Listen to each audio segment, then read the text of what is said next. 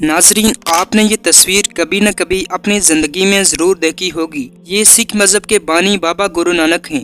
اس وقت دنیا میں تقریباً 26 ملین لوگ اس مذہب کو فالو کرتے ہیں، جن میں سے زیادہ تر لوگ انڈیا، پاکستان اور UK اور کینیڈا جیسے فارن ملکوں میں رہتے ہیں۔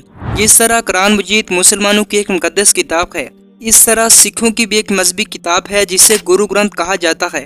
سکھ مذہب کے بانی بابا گرو نانک آج سے تقریباً 550 سال پہلے یعنی 1469 کو موجودہ پاکستان کے علاقے ننکانہ صاحب میں پیدا ہوئے۔ گرو نانک کے والد مہتا کالو ایک معمولی سے پٹواری تھے اور ہندو مذہب کے پیروکار تھے۔ تاریخی کتابوں میں ان کی ایک بہن کا بھی ذکر ملتا ہے جس کا نام بی بی نانکی تھا، جو ان سے تقریباً 5 سال عمر میں بڑی تھی۔ بابا گرو نانک کی زندگی میں بہت سارے معجزات اور عجیب و غریب واقعات پیش آئے، جن میں سے کچھ تو سچ ہیں اور کچھ من گھڑت۔ جیسا کہ کہا جاتا ہے کہ جب بابا گرو نانک پیدا ہوئے تو ان کے خاندانی پنڈت نے جب ان کے چہرے کو دیکھا تو ان کی پیشانی پر نور چھایا ہوا تھا، اور جب اس پنڈت نے ان کی جنم کنڈلی نکالی تو کہنے لگا ہندو اور مسلمان دونوں ہی اس کے مداح ہوں گے، جو بعد میں جا کر اس پنڈت کی پیشن گوئی سچ ثابت ہوئی۔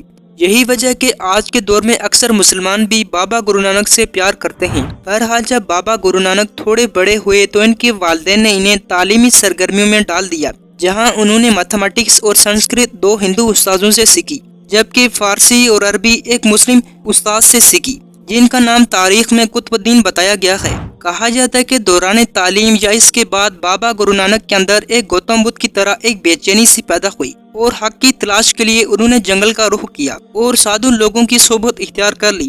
بابا گرو نانک حق کی تلاش کے لیے ادھر ادھر جنگل گھومتے رہے، مگر جیسا کہ ہر والدین کی یہ کوشش ہوتی ہے کہ اس کی اولاد کا بہترین مستقبل ہو اور وہ اپنی زندگی میں کوئی کام دھندہ کرے، اس لیے گرو نانک کے والدین بھی گرو نانک کو کبھی جانور چرانے اور کبھی کوئی بزنس کرنے پر مجبور کرتے، مگر بابا گرو نانک ان سے آگے بڑی گہری بات کرتے۔ ناظرین، کہا جاتا ہے کہ اسی عرصے کے دوران میں ان کی بہن بی بی نانکی کی شادی ہوئی اور وہ سلطان پور چلی گئی۔ نانک کو اپنی بہن سے بہت لگاؤ تھا، چنانچہ وہ بھی اپنی بہن اور بہنوں کے ساتھ رہنے کے لیے سلطان پور جا پہنچے۔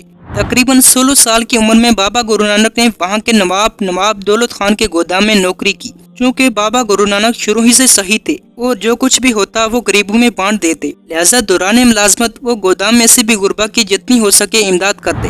ناظرین گرامی، جیسا کہ میں نے آپ کو پہلے بتایا کہ بابا گرو نانک کے بارے میں بہت سارے واقعات من گھڑت بھی ہیں، یعنی خود سے بھی لکھے گئے، جن کی ویریفیکیشن کرنا مجھ ناچیز کے لیے کافی مشکل ہے۔ بہرحال سکھوں کی مشہور کتاب جنم ساکیز میں لکھا گیا ہے کہ تقریباً 1499 کو بابا گرو نانک کو لگ بھگ 30 سال کی عمر میں ایک خاص قسم کا معجزہ نصیب ہوا۔ دراصل ہوا کچھ یوں، ایک دن بابا گرو نانک قریبی کالی بہن نامی ندی میں نہا رہے تھے، جو آج کل انڈیا میں واقع ہے، اور 3 دن اس ندی میں غائب رہے۔ کہا جاتا ہے کہ یہی نانک کو خدا کا وصال ہوا اور خدا نے انہیں ایک پیالہ عنایت کیا اور کہا اسے خود بھی پیو اور دنیا کو بھی پلاؤ، جو تمہارا نام لے گا اس کا شعور بیدار ہو جائے گا۔ تقریباً 3 دن کے بعد جب بابا گرو نانک اس ندی سے نکلے تو ان کی زبان پر ایک انوکھا نعرہ تھا، نہ کوئی ہندو نہ کوئی مسلمان۔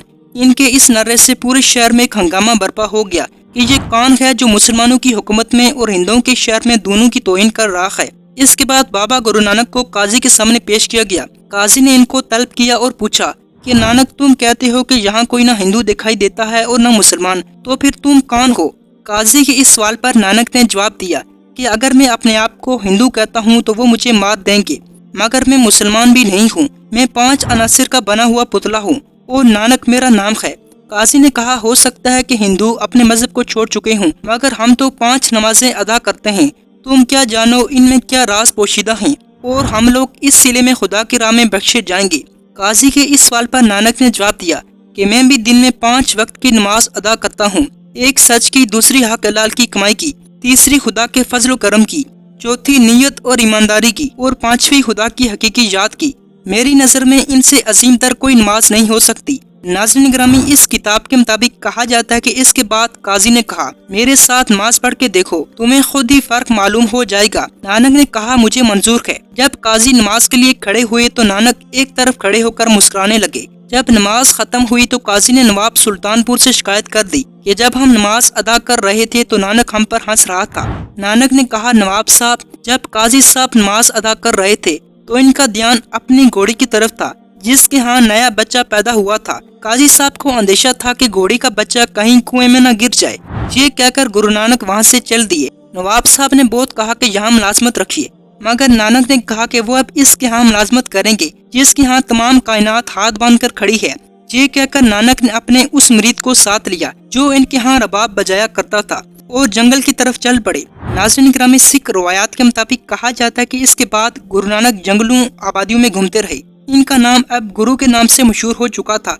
वो जगह जगह मौजज़े दिखाते। इस तरह इनके अजीबोगरीब मौजज़ात और वाक़यात देखकर लोग बड़ी तादाद में इनके मुरीद बनते गए और यूँ लोग आहिस्ता आहिस्ता हिंदू मत से निकलकर बाबा गुरु नानक की तालीमात पर अमल करने लगे, जिससे खास फिरके और मजहब की तश्कील पाई, जिसे सिख मत का नाम दिया गया। कहा जाता है कि जब वो हिंदू के मरकज हरिद्वार पहुंचे तो यहाँ गंगा में हिंदू नहा रहे थे और पानी मशरक की तरफ उछालते थे।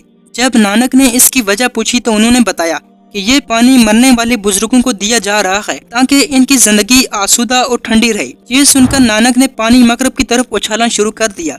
नानक के इस अमल पर हिंदू लोग काफी हंसते रहे कि भला किसी ने मगरब की तरफ पानी कभी उछाला है क्या? मगर नानक ने जवाब दिया कि मेरे खेत यहाँ से मगरब की तरफ पंजाब में हैं, मैं इनको यहाँ से पानी दे रहा हूँ।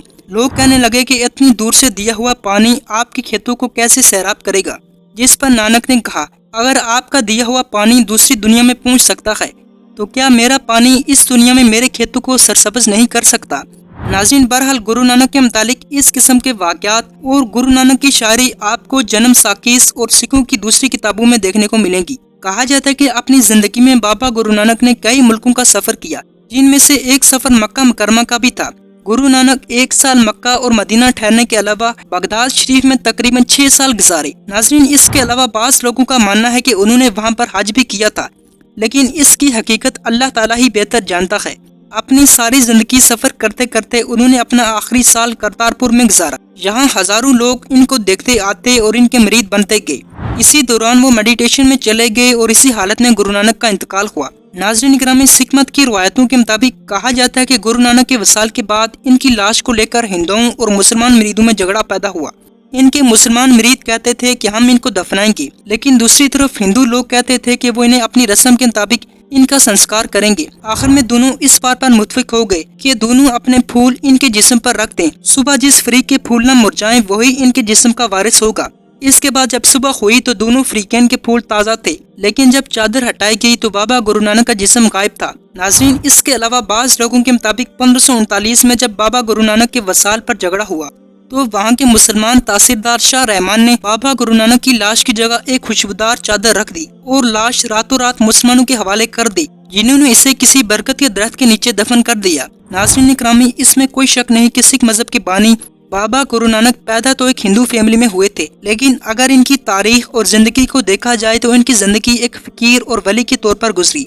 इनके अक्सर वाक़यात में हम देखते हैं कि उन्होंने कई मौक़ों पर हिंदुओं की मुखालफत की। तारीखी किताबों के मुताबिक गुरु नानक इस्लाम के फलसफा तोइद से बेहद मुतासर थे और बुत परस्ती से भी नफरत इनके अशार में देखने को मिलती है। बहरहाल इस बारे में आप अपनी राय दे सकते हैं।